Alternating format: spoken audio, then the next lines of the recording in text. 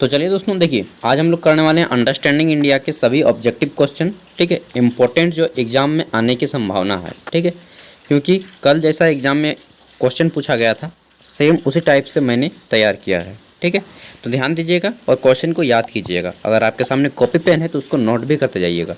Understanding India CC paper 2।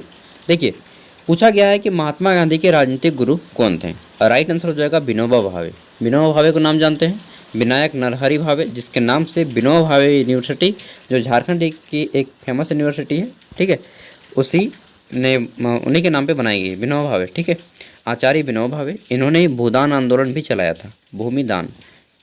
आगे देख लेते हैं, क्वेश्चन है महात्मा गांधी जो है, क्वेश्चन क्या था, my experiment with truth. My experiment with truth यानी कि सत्य के साथ मेरा प्रयोग, एगो पुस्तक है। इस पुस्तक को किसने लिखा है? तो दोस्तों, इस पुस्तक को महात्मा गांधी ने लिखा है। किस भाषा में लिखा है? तो गुजराती भाषा में लिखा है, क्योंकि गुजराती महात्मा गांधी की अपनी भाषा थी, मदर टंग थी। ठीक है, आगे देख लेते हैं। तो नेक्स्ट क्वेश्चन है हमारा, डिस्कवरी ऑफ इंडिया या फिर भारत की खोज। ये जो पुस्तक है, इस पुस्तक को किसने लिखा है? डिस्कवरी ऑफ इंडिया या फिर भारत की खोज, इस पुस्तक को लिखा है पंडित जवाहरलाल नेहरू ने। ठीक है, आपको इंग्लिश में भी पूछा जा सकता है, हिंदी में भी पूछा जा सकता है पुस्तक का नाम। अगला है इंडिया विंस फ्रीडम, यानी कि भारत ने जीती स्वतंत्रता। हिंदी में क्या है? भारत ने जीती स्वतंत्रता। इंग्लिश में है कि इंडिया विंस फ्रीडम। ये जो पुस्तक है, इस पुस्तक को किसने लिखा है? तो मौलाना अबुल कलाम आज़ाद ने इस पुस्तक को लिखा है। मौलाना अबुल कलाम आज़ाद जो हैं, भारत के प्रथम शिक्षा मंत्री थे। ठीक है, और जब कांग्रेस का एक बार अधिवेशन हो रहा था रामगढ़ में, तो इसकी अध्यक्षता भी किए थे। ठीक है, अगला है इंडिया डिवाइडेड। इंडिया डिवाइडेड यानी कि खंडित भारत, एक पुस्तक है। इस पुस्तक को किसने लिखा है? तो डॉक्टर राजेंद्र प्रसाद ने लिखा है, इंडिया डिवाइडेड। ठीक है, आगे देख लेते हैं नेक्स्ट क्वेश्चन। और एक बुक का याद रख लीजिएगा, अनहैप्पी इंडिया। क्या? अनहैप्पी, जो खुश नहीं है, नाखुश। ठीक है, नाखुश भारत, अनहैप्पी इंडिया, इसको लिखा है लाला लाजपत राय ने। नोट कर सकते हैं। ठीक है, तो इतने क्वेश्चन इंपॉर्टेंट थे बुक और उनके राइटर्स हैं, जो कि स्वतंत्रता संग्राम के टाइम पे लिखे गए थे। अगला क्वेश्चन है कि जब झारखंड की स्थापना हुई, ठीक है, 15 नवंबर 2000 ईस्वी को, तो पूछा जा सकता है कि झारखंड स्थापना दिवस कब मनाया जाता है? तो 15 नवंबर को प्रत्येक वर्ष झारखंड की स्थापना दिवस मनाया जाता है। क्यों मनाया जाता है जी? तो झारखंड विभूति यानी कि झारखंड के पिता, ठीक है, झारखंड आबा, धरती आबा, बिरसा मुंडा, ये सभी का ही उपनाम है। ठीक है, तो बिरसा मुंडा का जन्म हुआ था 15 नवंबर को। 15 नवंबर कब हुआ था? 15 नवंबर 1875 ईस्वी को हुआ था। ठीक है, इसीलिए हम लोग जो है बिरसा मुंडा की जन्म तिथि ईस्वी को झारखंड स्थापना दिवस के रूप में मनाते हैं। ठीक है, अगला है 15 नवंबर 1875। 15 नवंबर 1875 को बिरसा मुंडा का जन्म हुआ था, और इनकी जो शहीद हुए थे या फिर मृत्यु हुई थी रांची जेल में 1900 ईस्वी में हुई थी। ठीक है, इसको भी नोट कर सकते हैं आप लोग। आगे देख लेते हैं, क्वेश्चन है कि झारखंड भारत का कौन सा राज्य है? तो दोस्तों, झारखंड जो है भारत का 28वां राज्य है। ठीक, अभी आप लोग को ज़्यादा मैं नहीं बताऊंगा कि क्षेत्रफल में कितना है, तो जनसंख्या में कितना है, क्योंकि अभी आप लोग को आदत नहीं होगा। ठीक है, चलिए इतना ही, आगे बढ़ते हैं। अगला है संथाल विद्रोह कब हुआ था? तो संथाल विद्रोह जो है 30 जून 1855 ईस्वी को हुआ था। संथाल विद्रोह, इसको संथाल होल के भी नाम से जाना जाता है, या फिर होल विद्रोह के नाम से भी जाना जाता है। ठीक है, संथाल विद्रोह पूरा का पूरा एक नेशनल लेवल का मूवमेंट था, पूरे भारत में इसकी पहचान है। और इसमें जो है सिद्धू और कानू मुर्मू, चांद भैरव, इन सभी ने नेतृत्व किया था। ठीक है, आगे देख लेते हैं। अगला है बिरसा उल गुलान कब शुरू हुआ? तो बिरसा उल गुलान या बिरसा आंदोलन शुरू कब हुआ था? 1 अक्टूबर 1894 को। 1 अक्टूबर 1894 को। ठीक है, बिरसा मुंडा ने अंग्रेजों के खिलाफ जो है यह विद्रोह छेड़ा था। आगे देख लेते हैं, क्वेश्चन है भ्रष्टाचार की जड़ क्या है?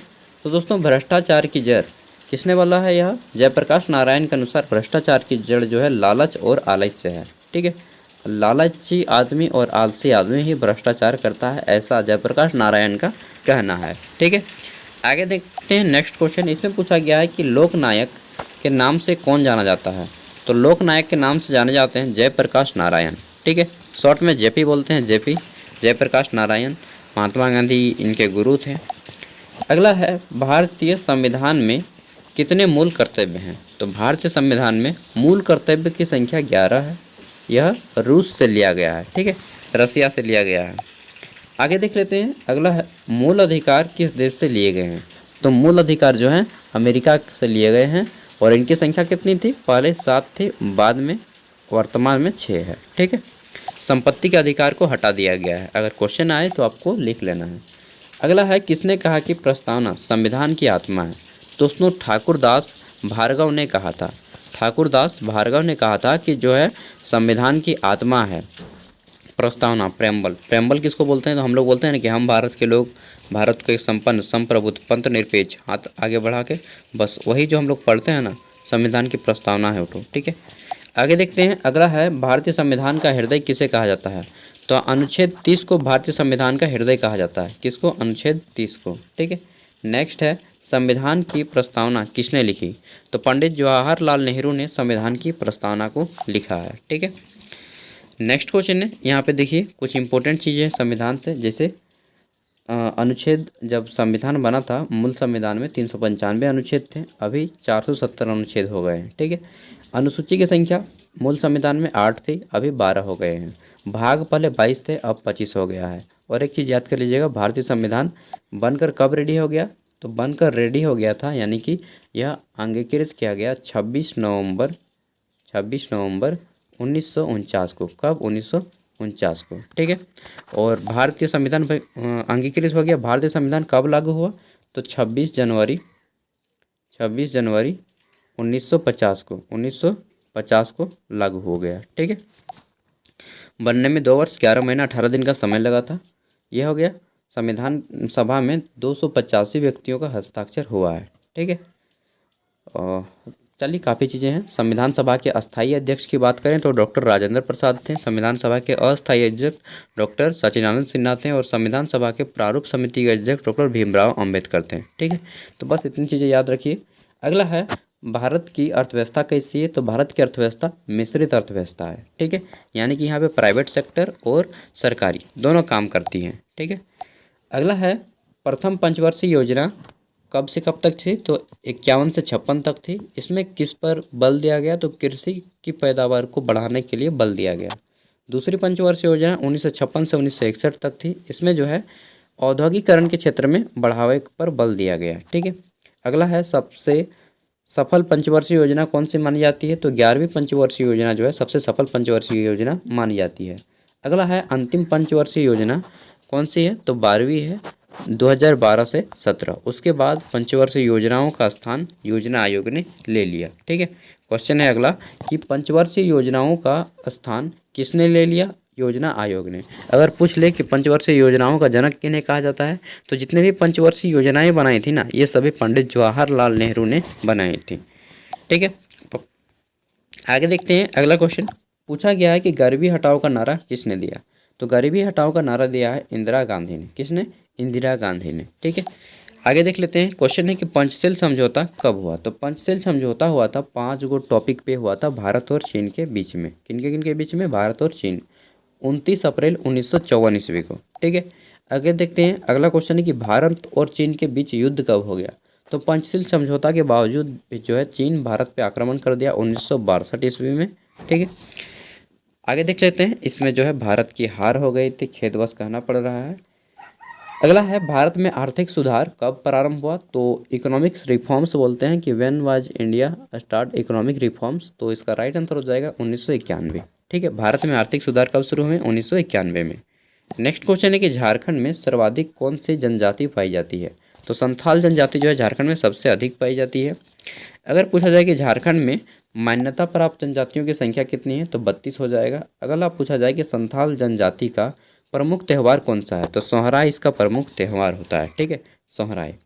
अगला है कि भारत छोड़ो आंदोलन का दूसरा नाम क्या है। राइट आंसर हो जाएगा अगस्त आंदोलन। भारत छोड़ो आंदोलन का दूसरा नाम है, ठीक है। नेक्स्ट क्वेश्चन है कि भारत छोड़ो आंदोलन का मुख्य कारण क्या था। तो दोस्तों भारत देश की जो है बिना सहमति के द्वितीय विश्व युद्ध जब हो रहा था, तो बोला जा रहा है कि द्वितीय विश्व युद्ध के लोग भारत के लोगों को द्वितीय विश्व युद्ध लड़ना होगा, और इसमें भारत आदमी के सहमत नहीं था। फिर भी 2 विश्व युद्ध होते हैं। प्रथम विश्व युद्ध 1914 से 1919, द्वितीय विश्व युद्ध 1939 से 1945। उसी समय 1942 ईस्वी में भारत छोड़ो आंदोलन चलाया गया था, ठीक है। और इसी समय एक नारा दिया गया था, करो या मरो। यह नारा किसने दिया था? तो यूसुफ मेहर अली ने दिया था, लेकिन नाम लिया जाता है कि महात्मा गांधी ने दिया था यह नारा, ठीक है। लेकिन वास्तविक देखा जाए तो यूसुफ मेहर अली ने यह नारा दिया था। अगला है सविनय अवज्ञा आंदोलन जो है कब शुरू हुआ? तो दोस्तों सविनय अवज्ञा आंदोलन अहमदाबाद के साबरमती आश्रम से शुरू हुआ था, नमक कानून को तोड़ने के लिए, ठीक है। इसमें जो है 12 मार्च 1930 ईस्वी से शुरू हुआ था। और 500 के नोट में देखे होंगे पहले वाला में, उसमें जो है डांडी मार्च भी होता है, डांडी यात्रा। सविनय अवज्ञा आंदोलन का दूसरा नाम है डांडी आंदोलन, ठीक है, डांडी यात्रा। अगला है गांधी जी का पहला जन आंदोलन कौन सा था? तो चंपारण सत्याग्रह जो कि 1917 में स्टार्ट हुआ था, यह महात्मा गांधी का पहला आंदोलन था, ठीक है। अगला है असहयोग आंदोलन कब शुरू हुआ? तो 1920 में शुरू हुआ था, 1922 में ख़त्म हो गया, जब उत्तर प्रदेश के गोरखपुर गांव में, चौरी चौरा नामक गांव में, गोरखपुर ज़िले में है शायद, और उसमें जो है पुलिसकर्मी को जला के मार दिया गया था, पूरा का पूरा पुलिस स्टेशन को उसी टाइम बंद कर दिया गया। असहयोग आंदोलन इंग्लिश में बोलेंगे नॉन कोऑपरेशन मूवमेंट, ठीक है। रॉलेट एक्ट कब लाया गया? तो दोस्तों रॉलेट एक्ट जो है 1919 ईस्वी में लाया गया, जब जालियांवाला बाग हत्याकांड हुआ। कब हुआ था? 13 अप्रैल 1919 ईस्वी को हुआ था जालियांवाला बाग। तो जालियांवाला बाग हत्याकांड के बाद जो है अंग्रेजों ने एक कानून लाया जिसको काला कानून कहा जाने लगा, रॉलेट एक्ट। इसमें क्या हुआ कि किसी व्यक्ति को मात्र संदेह पाया गया कि यह व्यक्ति जो है विद्रोही हो सकता है, ठीक है, तो मात्र उसी संदेह की दृष्टि से उसको उठा लिया जाता था और जो है जेल में डाल दिया जाता था। इसीलिए हम लोग बोलते थे कि रॉलेट एक्ट मतलब काला कानून नहीं चल देगा। और क्या नाम था भूल गए थे, थोड़ा सा याद नहीं आ रहा है। तो बस इतने क्वेश्चन थे इंपॉर्टेंट, आप लोग कर लीजिए, डेफिनेटली आपके जरूर बहुत सारे क्वेश्चन इसमें भिड़ जाएंगे, ठीक है। बाकी ऑल द बेस्ट, अच्छे से एग्ज़ाम दीजिए और जैसा भी होगा आप हमें क्वेश्चन पेपर सेंड कर दीजिएगा। Thank you, bye.